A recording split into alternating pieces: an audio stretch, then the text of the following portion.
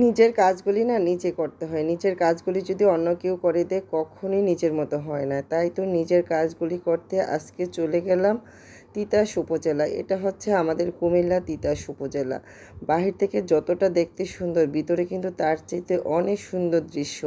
চারপাশের এত সুন্দর পরিবেশ, মনোমুগ্ধকর দৃশ্য, বাচ্চাদের খেলনার রাইড আছে, মানে এত সুন্দর ভিতরের পরিবেশটা। যতবারই যাই ভাবি যে ঘুরে ঘুরে সম্পূর্ণ উপজেলাটা উপভোগ করব, ঘুরবো, দেখব, সুন্দর সুন্দর ভিউগুলি দেখতে খুবই ভালো লাগবে, ঘুরে ঘুরে দেখব, কিন্তু কখনই আর দেখা হয় না।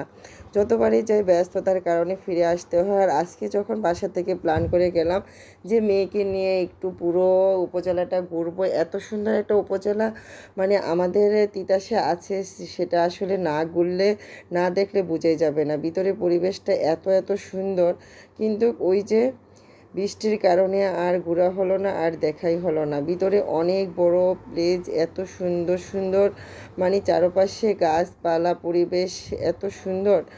তো যাই হোক, বৃষ্টি দেখে আর কি হচ্ছে, আমার মেয়ের মতো করে সে লাফাচ্ছে, ঘুরছে, দৌড়াচ্ছে। বাচ্চা মানুষ বলে কথা, যখনই বদ্ধ বাসায় থাকে, খোলা একটু জায়গায় যায়, খোলা পরিবেশে যায়, তারা কিন্তু একদম ছোটাছুটি করে ঘুরে বেড়াতে অনেক বেশি পছন্দ করে। তো যাই হোক, বাসায় ফিরে আসলাম, তারপর দিন রান্নাটাও সকাল সকাল শুরু করে দিলাম।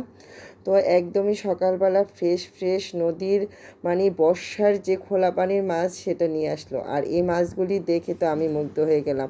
বেশ অনেকগুলি মাছ ছিল। এই মাছগুলি কাটা, বাছা, ধোয়া অনেকটা সময়ের ব্যাপার, অনেক সময় লেগে গেছে, অনেক কষ্ট হচ্ছে, অনেক পরিশ্রম করেছি আজকে। তারপরও না, ফ্রেশ মাছ খেতে অনেক বেশি ভালো লাগে, কারণ তরতাজা ফ্রেশ খোলা পানির বর্ষার মাছ বা নদীর মাছ, ওইটা স্বাদই কিন্তু অন্যরকম। আর এদিকে কিছু অপরিচিত মাছ ছিল টাকি মাছের সাথে। এগুলি না ওই যে খুলসা মাছের মতো দেখতে অনেকটা, আসলে এগুলি খুলসা মাছ না।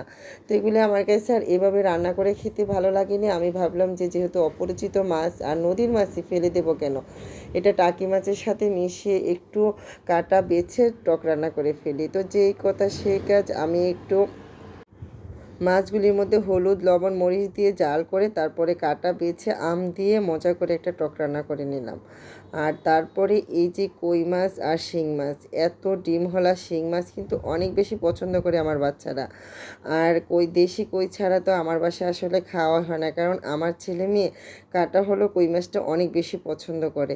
তার জন্য দেখা যায় যে আমি প্রায় দেশি কই মাছ কিনি, যখনই বাজারে পাই, যে সিজনে পাই, দেশি মাছটাই কেনার চেষ্টা করি, কারণ চাষের মাছ মোটেও আমার ছেলে মেয়ে খেতে চায় না, আর বিশেষ করে কই শিং তো নাই।